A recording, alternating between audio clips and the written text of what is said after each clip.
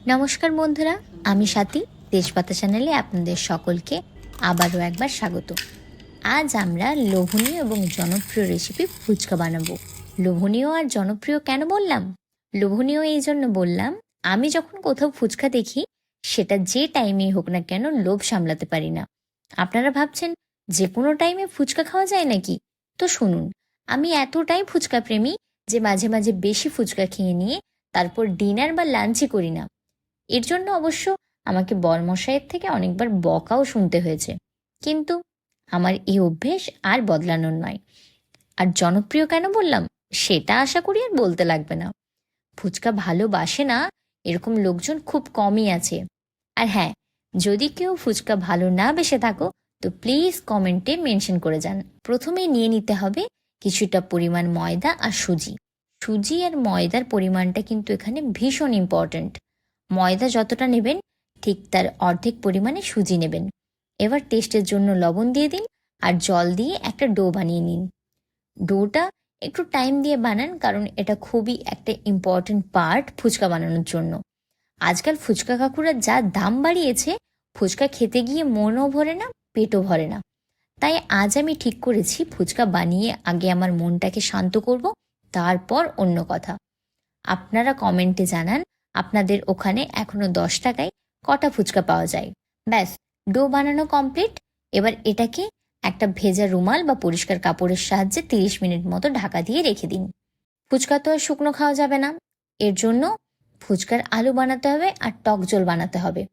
তো ফুচকার আলুটা যত টেস্টি বানাবেন ফুচকার স্বাদ তত ভালো হবে। আজকাল ফুচকা কাকুরা তো আলু বেশি করে দিতেই চায় না, আর বিশ্বাস করুন চাইলেও দেয় না। তো আপনি যখন বাড়িতে বানাবেন এটা একটু বেশি করেই ফুচকার আলু বানাবেন। আমি এখানে 5টি মাঝারি সাইজের আলু সেদ্ধ করে নিয়েছি। এবার এটাকে স্ম্যাশ করে নিন। এরপর দিয়ে দিন পরিমাণ মতো লবণ, পেঁয়াজ কুচি আর কাঁচা লঙ্কা কুচি। পেঁয়াজ ও লঙ্কা ভালো করে আলুর সাথে মাখিয়ে নেওয়ার পর তাতে দিয়ে দিন ছোলা ও মটর। আমি এখানে কাঁচা ছোলা ও মটর নিয়ে নিয়েছি। আপনারা আপনাদের পছন্দ মতো কিছুটা কাঁচা এবং কিছুটা সেদ্ধ বা দুটোই সেদ্ধ নিতে পারেন।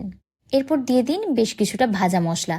ভাজা মশলার রেসিপিটা স্টেপ বাই স্টেপ আমি ডেসক্রিপশন বক্সে দিয়ে দিলাম, আপনারা স্টেপগুলো ফলো করে বানিয়ে ফেলুন। এরপর বানিয়ে নিন টক ঝোল। একটি বাটিতে পরিমাণ মতো জল নিয়ে তাতে দিয়ে দিন পরিমাণ মতো তেঁতুল, আর সেটা কিছুক্ষণ ভিজিয়ে রেখে মেখে নিন। আর তেঁতুলের বীজগুলো সরিয়ে দিন, আর তাতে অ্যাড করে দিন কিছুটা লেবুর রস। ব্যাস, তেঁতুল জল তৈরি। ফুচকার আলুকে একটু টকটক বানিয়ে নিতে টক জল বা তেঁতুল জল অ্যাড করে দিন, আর অ্যাড করে দিন লেবুর রস। এরপর চলে আসি নেক্সট স্টেপে। চলুন, এখানে আমরা ফুচকা বানাবো। ময়দার ডোটা বানিয়ে নিন, আর তাতে এভাবে আঙ্গুল দিয়ে প্রেস করে দেখুন আঙ্গুলের শেপে আসছে কিনা।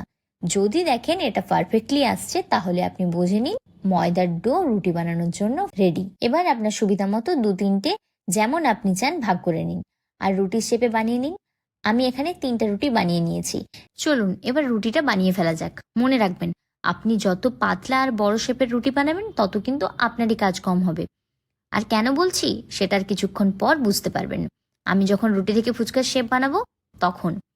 এবার একটা সার্ভ বা ছোট একটা কিছু বাটি নিয়ে নিন, যেরকম শেপের আপনি ফুচকা খেতে চাইছেন। আমি একটা বোতলের ক্যাপি নিয়ে নিয়েছি, যেটার সাহায্যে আমি এখন রুটি থেকে ফুচকার শেপে কেটে নেব, ঠিক যেমনটা ভিডিওতে দেখতে পাচ্ছেন। ওই যে বললাম না, রুটিটা যত বড় বানাবেন তত কিন্তু আপনারই কাজ কমবে। এবার নিশ্চয়ই বুঝে গেছেন। এবার ফুচকাগুলি কেটে নিয়ে অন্য একটা পাত্রে রেখে দিন।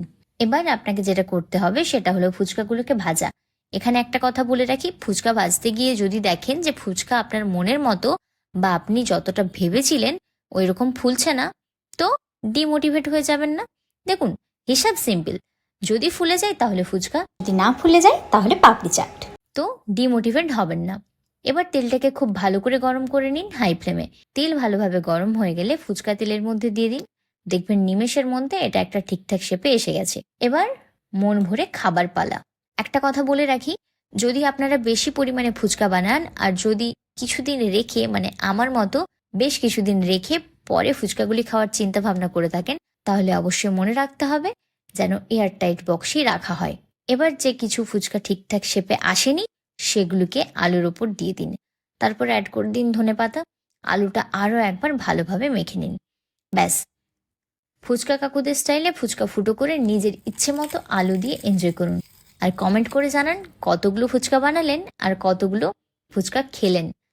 ভিডিওটা ভালো লেগে থাকলে লাইক করে যাবেন, আর পরের ভিডিওটির আপডেট পেতে চ্যানেলটি প্লিজ সাবস্ক্রাইব করে দেবেন। Thank you. সবাই ভালো থাকবেন এবং সুস্থ থাকবেন।